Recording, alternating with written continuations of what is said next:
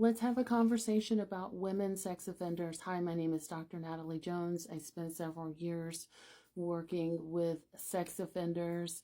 So let's get right into it.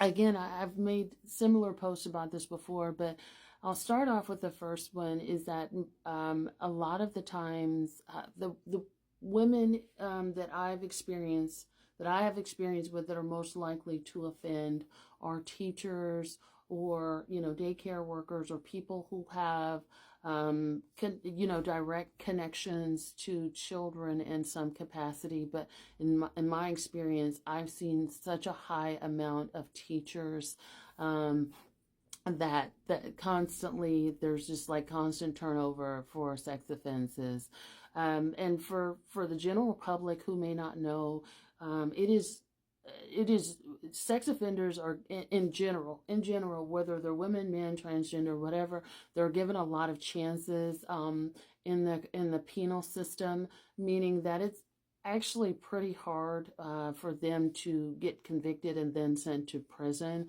Most of them are given like and again, in my experience, diversion.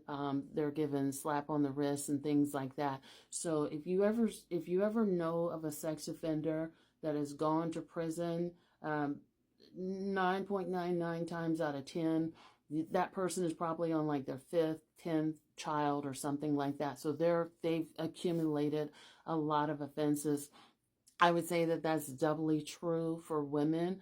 Women are typically seen as non-violent offenders, so they're gonna get their charges are gonna be lower level charges, and they're gonna probably most of the time they get reintegrated back into society.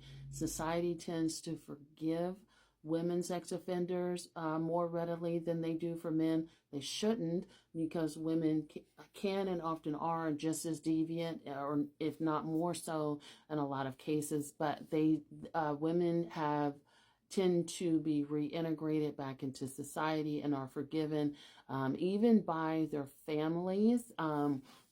Families seem to eat up the BS excuses that women give them. So a lot of times when working with sex offenders, they will, either deny that they did the sex offense, or they will explain it away to some sort of drug, or being drunk. I would say the number one drug that I've heard in my years in working with sex offenders is methamphetamines.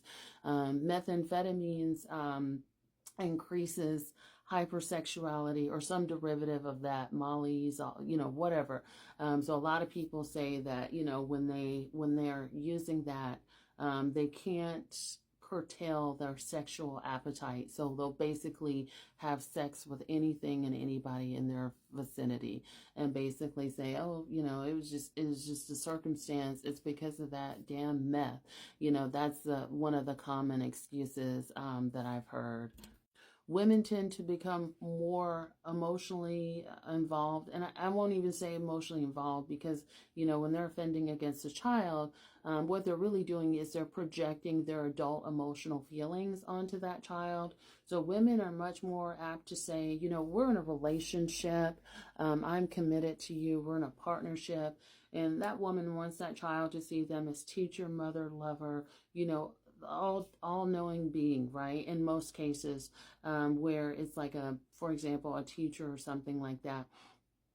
So they position themselves to romanticize their victim more. A good example of this is real life, because even though it's been turned into a movie and things like that, but I think Mary Kay Letourneau is a good example of that. And like but they sort of got married and things like that. But her type of thinking is exactly what a lot of women that I have seen who are sex offenders do.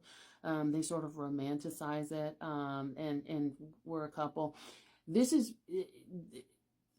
it can be bewildering, even on its own, but especially when a lot of women who sex offend are married, they have children of their own, and so that women are willing to come out and risk it all and say, you know what, I'm in a relationship with this child.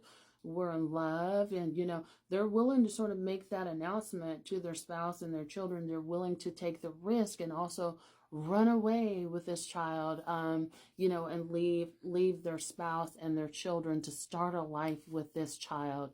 So that's more on the lighter side of sex offending. There's also more darker aspects of sex offending, especially when it comes to women.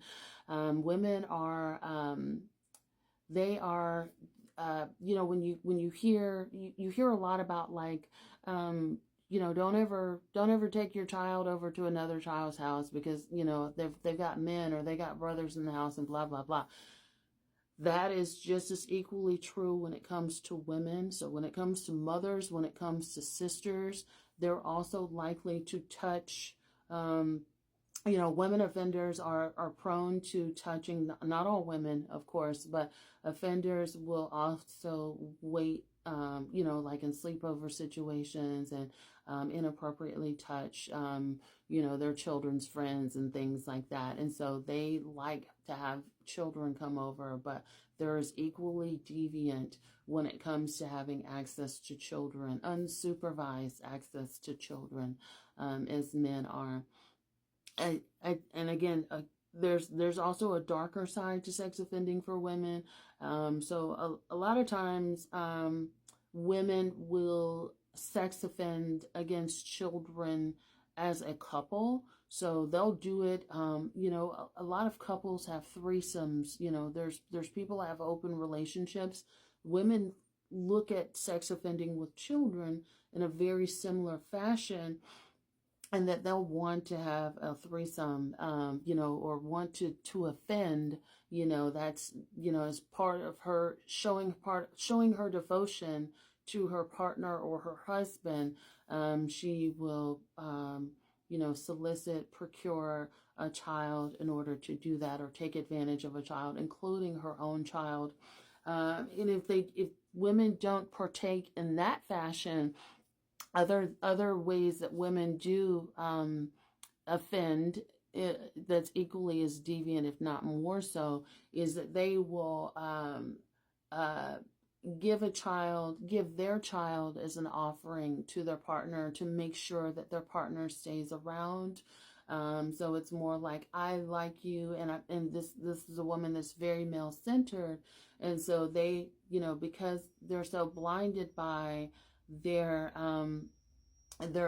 love, I guess, or their desire for this man, they will essentially say, well, you can do whatever you want to the children who are in the house, or sort of offer that child, or turn a blind eye, knowing everything that's going on.